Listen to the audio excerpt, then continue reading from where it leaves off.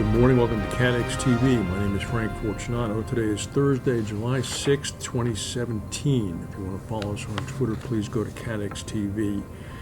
Well, there are fewer publicly traded Lloyd syndicates this morning as Axis completed a deal to purchase Novae Lloyd syndicate. The purchase price was about $604 million. This is going to result in a combined Axis entity of about $2 billion in the London specialty market. They're going to wrap up the Novae operations within the Axis operations in London. Novae had been struggling for some time with a turnaround plan in effect.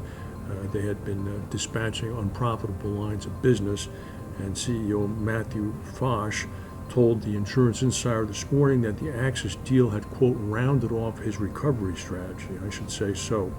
The price agreed with Axis of 700 pence a share, and cash value, they cash valued Novae at about $604 million. AIG has unveiled the Marsh CEO, Peter Zaffino, as its own new chief operating officer. He had worked with AIG CEO Brian Duperreault in the past at Marsh. This move had been rumored for some time. John Doyle is taking over as CEO at Marsh. According to sources, Zaffino, who had spent more than 15 years at Marsh, was interested in moving to AIG to work with Duperreault as he continues to not only improve upon the recovery plan at AIG, but continue to expand it. In other news, after spending 38 years at Swiss Re, most recently as its CEO, Michel Liess, he has now been named as the next chairman of Zurich Insurance. He's moving down the street at Meithenkay. At least 11 people are missing, and almost 500,000 people have been evacuated from their homes in Japan after some 30 inches of rain fell in Fukuoka and Kyushu in just 9 hours. This was from tropical storm Nanmadol. The rain has now ebbed and is heading out to sea.